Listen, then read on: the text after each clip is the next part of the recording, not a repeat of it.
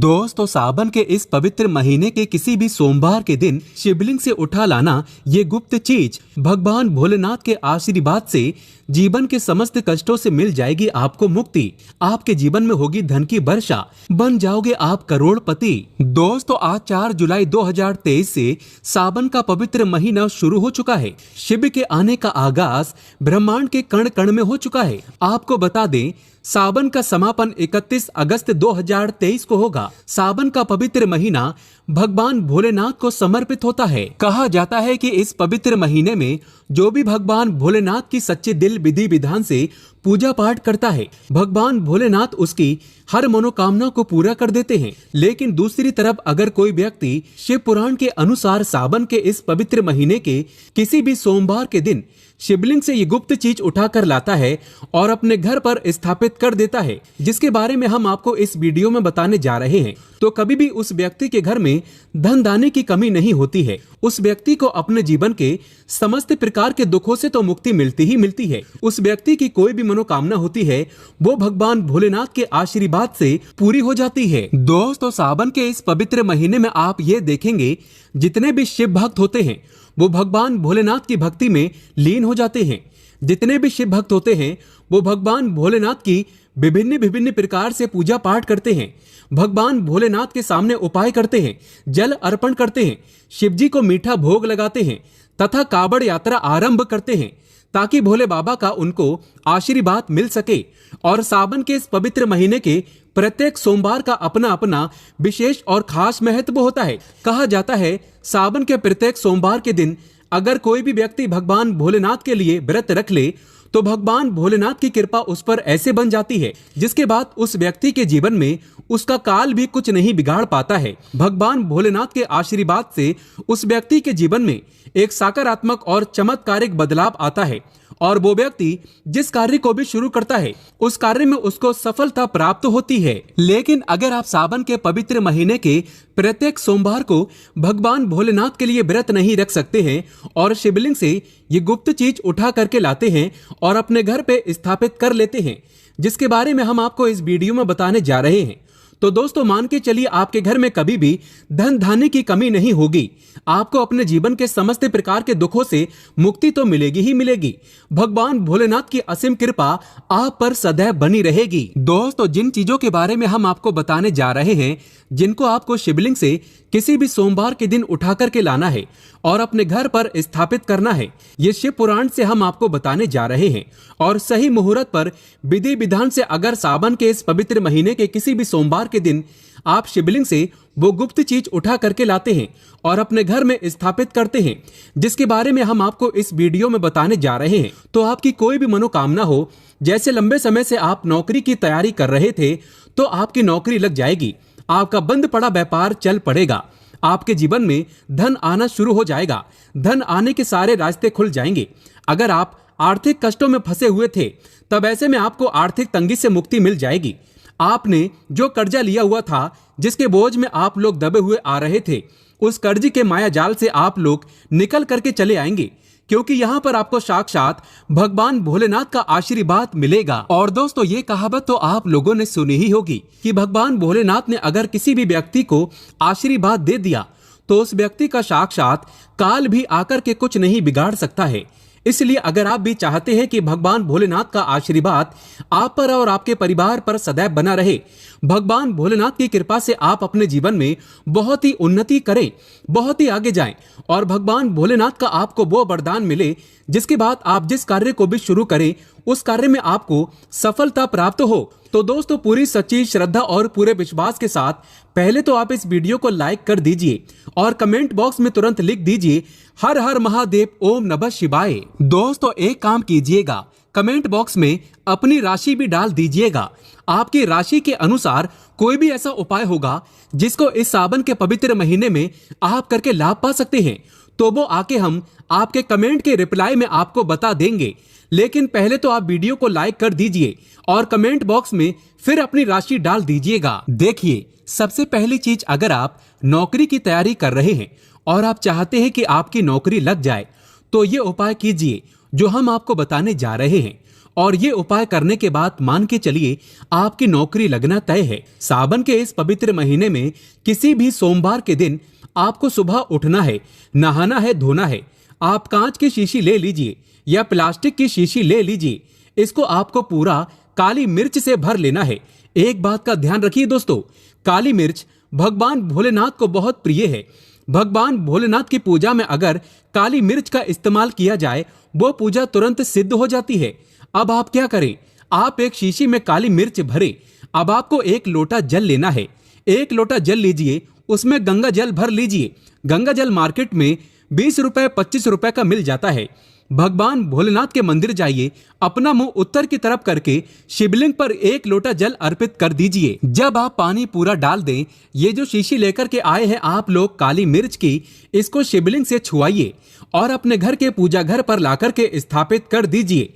अपने पूजा घर में रख दीजिए। अब कभी भी आप नौकरी के इंटरव्यू के लिए, पेपर लिखने के लिए, किसी भी चीज के लिए नौकरी से संबंधित घर से बाहर निकलेंगे तो इस शीशी से 1 काली मिर्च उठाइएगा, अपनी जेब में रख दीजिएगा और फिर अपनी नौकरी संबंधित कार्य के लिए जाइएगा। आपकी नौकरी लगने में कोई भी बाधा आ रही थी, वो बाधाओं को ये काली मिर्च सोख लेगी और आपकी मनचाही नौकरी लग जाएगी। दोस्तों, इसको अंधविश्वास मत समझिएगा, ये प्राचीन काल के समय का महा उपाय है।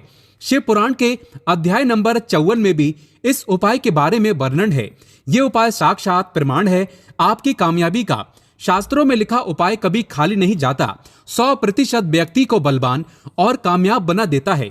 आप चाहे तो वहां से भी पढ़ सकते हैं और ये उपाय करने के बाद अवश्य ही आपकी नौकरी लगेगी। इस उपाय को करके कई लोग अच्छी सरकारी नौकरियां पा चुके हैं, लेकिन शर्त यह है कि सच्ची श्रद्धा से ही इस उपाय को करना चाहिए। मन में कोई शंका नहीं होना चाहिए। सच्चे हृदय से भगवान शिव का स्मरण करते हुए कोई भी उपाय या कार्य अगर करते हैं तो उसमें कई गुना बल आ जाता है, शक्ति आ जाती है, जिससे कोई भी आपका नामुमकिन से नामुमकिन कार्य हो वो कार्य परिपूर्ण हो जाता है, सफल हो जाता है। दूसरा उपाय जो हम आपको बताने जा रहे हैं वो एक ऐसा उपाय है जिसको अगर आपने कर लिया तो आपके घर की बरकत होगी, आपके घर की उन्नति होगी। मान लीजिए दोस्तों, आपके घर पर भगवान भोलेनाथ की कला चित्र नहीं है, उनकी मूर्ति नहीं है, भगवान भोलेनाथ के शिव परिवार की कोई मूर्ति नहीं है आपके घर पर, तो दोस्तों सावन सोमवार का दिन बहुत ही पवित्र दिन है। ये मान लीजिए सावन का प्रत्येक सोमवार बहुत ही पवित्र और कल्याणकारी दिन होगा जब आप भगवान भोलेनाथ के शिव परिवार की पूरी मूर्ति लाकर के अपने घर पर स्थापित कर सकते हैं। तो और अगर आपने अपने घर पर ये स्थापित कर दिया तो मान के चलिए दोस्तों, आपके घर पर भगवान भोलेनाथ और भोलेनाथ के पूरे परिवार की वो कृपा बनेगी कि आपके घर की बरकत होगी, आपके घर की उन्नति होगी, आपके घर पर एक सकारात्मक ऊर्जा का वास हो जाएगा। दोस्तों, आपको एक चीज बताते हैं, सावन के इस पवित्र महीने में कहा जाता है कि अगर कोई व्यक्ति भगवान भोलेनाथ को रुद्राक्ष अर्पित कर दे तो भगवान भोलेनाथ की कृपा उस पर बन जाती है। दूसरी तरफ कहा जाता है कि सावन के महीने में आप किसी भी सोमवार के दिन एक रुद्राक्ष की माला लें, भगवान भोलेनाथ के मंदिर जाएं, भगवान भोलेनाथ के शिवलिंग पर आप लोगों को पहले 1 लोटा कच्चा दूध चढ़ाना है दोस्तों, फिर उस शिवलिंग से रुद्राक्ष की माला छुआ करके धारण करना है। इतना कर लीजिए दोस्तों और मान के चलिए रुद्राक्ष की माला धारण करने के बाद भगवान भोलेनाथ की आप पर असीम कृपा बनी रहेगी। शायद ये बात आपको नहीं पता है, जब भगवान भोलेनाथ के आंसू धरती पर गिरे थे तभी ही रुद्राक्ष की उत्पन्नता हुई थी और रुद्राक्ष का इस प्रकार से आपने उपाय कर लिया जैसे हमने आपको बताया है। या तो आप रुद्राक्ष की माला धारण कर लीजिए या इसको लाकर के अपने पूजा घर में स्थापित कर दीजिए और इनकी पूजा प्रत्येक सोमवार को कीजिए। इतना करने भर से आपके जीवन में ही नहीं, आपके पूरे परिवार के जीवन में एक सकारात्मक बदलाव आएगा। भगवान भोलेनाथ के आशीर्वाद से आप लोग अपने जीवन में बहुत ही आगे जाएंगे, बहुत ही विकास करेंगे। अब मान लीजिए दोस्तों, आपके पास पैसा नहीं टिकता है, आप आर्थिक तंगी में फंसे हुए हैं, आपने कोई ऐसा कर्जा लिया हुआ था जिसके बोझ में आप लोग दबे हुए चले आ रहे हैं, तब आपको क्या करना चाहिए? आपको बस सावन के इस पवित्र महीने के किसी भी सोमवार के दिन एक डमरू खरीदना है। डमरू खरीद लाइएगा। डमरू खरीदने के बाद भगवान भोलेनाथ के मंदिर जाइए, शिवलिंग से डमरू छुआ दीजिए और इस डमरू को लाइए, अपने घर के पूजा घर पर स्थापित कर दीजिए। दोस्तों सिर्फ इतना आपको करना है और इसी डमरू को प्रत्येक सोमवार को थोड़ी सी धूप दिखा दीजिए। इतना अगर आपने कर लिया तो जिस कर्ज के बोझ में आप लोग दबे हुए चले आ रहे थे, उस कर्ज के बोझ से आपको मुक्ति मिल जाएगी। आपके जीवन में धन चारों दिशाओं से खिंचा हुआ चला आएगा।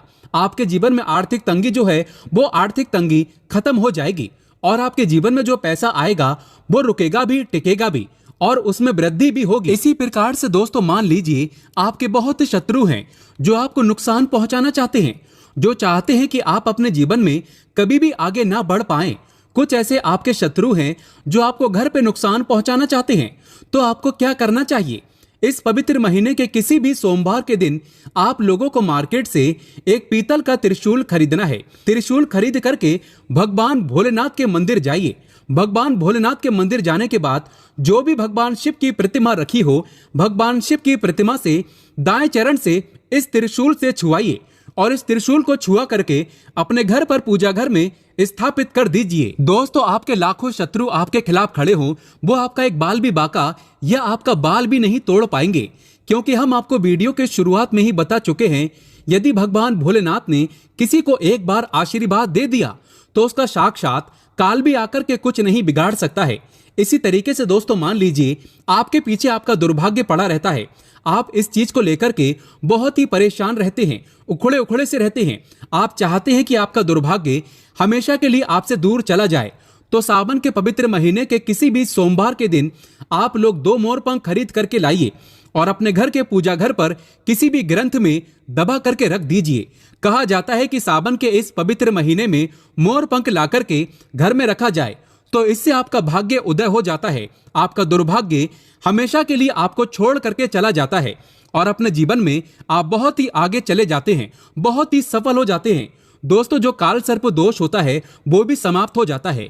काल सर्प दोष जब व्यक्ति पर लग जाता है तो व्यक्ति का बुरा हाल हो जाता है, नव ग्रह खराब हो जाते हैं, शनि दोष लग जाता है, कर्ज दोष भी बढ़ जाता है। इसलिए मोरपंख अपने किसी भी ग्रंथ में दबा करके अवश्य रखें। दोस्तों तीसरा उपाय है, शिवलिंग पर अगर दुर्वा घास अर्पित की जाए तो भगवान शिव आपको धन दौलत से माला माल कर देते हैं। शिव परिवार सहित आपके ऊपर कृपा बरसती है। भगवान गणेश सुख समृद्धि से आपको परिपूर्ण कर देते हैं। आपके घर में कभी भी पैसों की, धन दौलत की कमी कभी नहीं होती, गरीबी कभी नहीं आती, गरीबी भूल जाती है आपके घर का रास्ता। दोस्तों अब जान लेते हैं सावन सोमवार के व्रत में क्या खाना चाहिए और क्या नहीं खाना चाहिए। अगर आपने सावन सोमवार का व्रत रखा है तो आप इस दिन सात्विक भोजन ही करें। यह निर्जला व्रत नहीं होता, इसलिए इस व्रत में सेंधा नमक से बनी चीजें खा सकते हैं। अगर आपने फल खाने पर संकल्प लिया है तो नमक भूल कर भी ना खाएं। आप फल वगैरह ही खाएं और कुछ मत खाना। व्रत में बाहर का गन्ने का जूस मत पीना, उसमें नमक पड़ा होता है। बाहर का जूस भी मत पीना, उनके बर्तनों में भी नमक पड़ा होता है और वो नमक आपके मुंह तक जाएगा तो आपका व्रत खंडित हो जाएगा।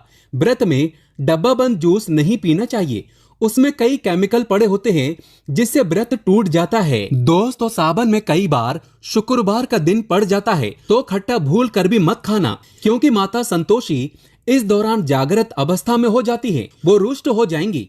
इस दिन आप पानी पूरी, इमली की चटनी वगैरह, खट्टे फल वगैरह जाने अनजाने में भी मत खाना, क्योंकि इससे माता संतोषी क्रोधित हो जाएंगी। एक बार माता संतोषी रुष्ट हो गई तो आपको जिंदगी भर कष्ट भोगना पड़ेगा।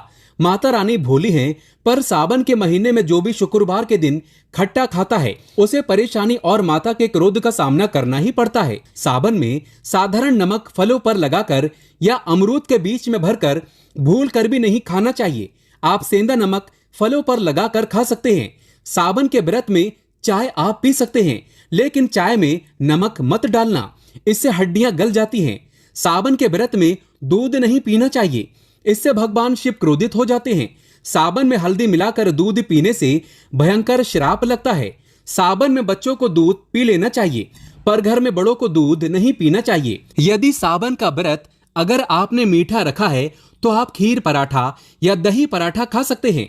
आप चाहें तो सेंधा नमक से बने आलू के पकवान खा सकते हैं। आलू की सब्जी कुट्टू के आटे की रोटी के साथ खा सकते हैं, लेकिन आटा ध्यान से देख लें, पुराने आटे में कीड़े पड़ जाते हैं जिससे आपका व्रत खंडित हो सकता है। व्रतधारी को सावन सोमवार के व्रत में आटा, बेसन, मैदा, सत्तू, अन्न और अनाज का सेवन नहीं करना चाहिए। इसके अलावा अन्य किसी भी व्यक्ति को मांस, मदिरा, लहसुन, प्याज इत्यादि का भी सेवन नहीं करना चाहिए। वहीं व्रत रखने वाले व्यक्ति को धनिया पाउडर, मिर्ची पाउडर, सादा नमक का सेवन भूल कर भी नहीं करना चाहिए। सावन में चाहे आपका व्रत हो या ना हो, किसी भी व्यक्ति को कड़ी पकौड़ा नहीं खाना चाहिए। और वही पत्तेदार सब्जियां, पालक, मेथी, लाल भाजी, बथुआ, पत्ता गोभी जैसी सब्जियां या साग सब्जियां भूल कर भी नहीं खाना चाहिए। ये जहर के समान मानी जाती हैं। इसमें कीड़े आ जाते हैं, सांप, बिच्छू वगैरह आ जाते हैं। और जो भी व्यक्ति सावन में बैगन की सब्जी खाता है, उस व्यक्ति को घोर पाप लग जाता है। इसी कारण लोग द्वादशी और चतुर्दशी पर बैगन नहीं खाते। पत्तेदार सब्जियां क्यों नहीं खाई जाती, इसके पीछे एक कथा है, मैं आपको बताऊंगा। दोस्तों, सावन के पवित्र महीने में कौन सी गलतियां नहीं करना चाहिए? ये गलतियां पाप का भागीदार तो बनाती ही हैं, साथ ही साथ ऐसा व्यक्ति नरक में अटका रह जाता है। सावन में घर के सभी लोगों को सुबह जल्दी उठना चाहिए और जितना जल्दी हो सके कम से कम पहला सावन स्नान अवश्य करें। परिवार में सबको स्नान करना चाहिए। यदि कोई बीमार है तो उस पर गंगा जल के छींटे मार दें। सावन में किसी भी गरीब का अपमान ना करें। क्या पता उस गरीब के रूप में भगवान शिव हो, क्योंकि भगवान शिव सावन में अपने भक्तों की परीक्षा लेने आते हैं। सावन में देर तक सोने वाली महिला का पति बर्बाद हो जाता है और उसकी मृत्यु निकट भविष्य में जल्दी हो जाती है। इसलिए पति के उठने से पहले सावन में हर स्त्री को जल्दी उठ जाना चाहिए और भगवान शिव की पूजा करनी चाहिए। सोमवार व्रत आपको अवश्य करना चाहिए। ऐसा करने से धन लक्ष्मी का वास होता है। सावन में पति पत्नी को सहवास नहीं करना चाहिए। अगर आपने व्रत रखा है या आपकी पत्नी ने व्रत रखा है तो आप दूरी बनाकर रखें, क्योंकि इस दौरान भगवान शिव की शरण में होता है ऐसा व्यक्ति। सावन में घन घोर काले वस्त्र पहनकर शिव मंदिर में नहीं जाना चाहिए। चाहे तो आप घर में काले वस्त्र पहन सकते हैं, लेकिन मंदिर में भूलकर भी मत जाना और ना ही व्रत में काले वस्त्र पहनना चाहिए। वैसे तो सावन में लहसुन, प्याज नहीं खाना चाहिए, पर यदि आपका व्रत है तो उस दिन पूरे परिवार को लहसुन, प्याज से परहेज करना चाहिए। सावन के महीने में घर में गंदगी नहीं होना चाहिए, इससे प्रकृति नाराज हो जाती है। सावन में आपके घर का जो मंदिर है उसमें माचिस के खाली पड़े डिब्बे या माचिस नहीं रखना चाहिए। सावन में घर में किसी भी व्यक्ति को गाली नहीं देना चाहिए, चुगली आदि नहीं करना चाहिए। पत्नी को अपशब्द नहीं कहना चाहिए और ना ही पति को अपशब्द कहना चाहिए। इससे भगवान शिव आपको श्राप दे देते हैं। सावन में जो भी व्यक्ति दूध में हल्दी डालकर पीता है उसके ऊपर महाकाल का क्रोध बरसता है। सावन में बाल, नाखून, दाढ़ी वगैरह नहीं बनवाना चाहिए। ये आपको पहले कर लेना चाहिए। कोई ज्यादा समस्या हो तो आप ऐसा कर सकते हैं, पर शिवजी से क्षमा अवश्य मांग लें। सावन में शरीर पर तेल नहीं लगाना चाहिए। यदि आपका व्रत है तो आप शरीर पर तेल ना लगाएं। माता पिता का सम्मान करना चाहिए, क्योंकि माँ माता पार्वती और पिता भगवान शिव को माना जाता है। इसलिए माता पिता में इन दोनों का वास होता है। माँ पिता का आदर करने से भगवान शिव और माँ पार्वती प्रसन्न होती हैं।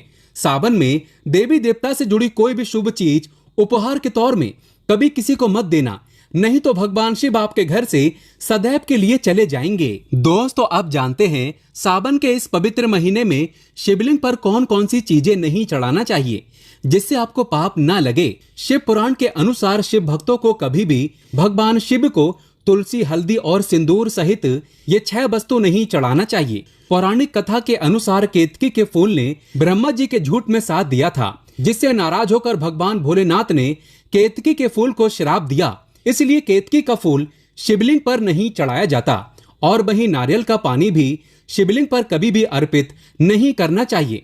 शंख से जल भी भगवान भोलेनाथ को नहीं चढ़ाना चाहिए। शास्त्रों के अनुसार सुबह 5 बजे से लेकर सुबह 11 बजे तक शिवलिंग पर जल चढ़ाना बहुत ही शुभ और अत्यंत मंगलकारी होता है। कभी भी शाम के समय शिवलिंग पर जल ना चढ़ाएं। शास्त्रों के अनुसार शिवलिंग पर काली मिर्च चढ़ाने से रोगों का नाश होता है। इसके साथ ही सुख समृद्धि की प्राप्ति होती है। घर में कभी भी अंगूठे के आकार से बड़ा शिवलिंग नहीं रखना चाहिए और शिवलिंग पर जल धारा अवश्य होना चाहिए। भगवान भोलेनाथ को टूटे हुए अक्षत कभी अर्पित नहीं करना चाहिए, इससे वो क्रोधित हो जाएंगे। सावन के पवित्र महीने में कटे फटे बेलपत्र शिवलिंग पर अर्पित नहीं करना चाहिए। बेलपत्र की संख्या 3 होना चाहिए।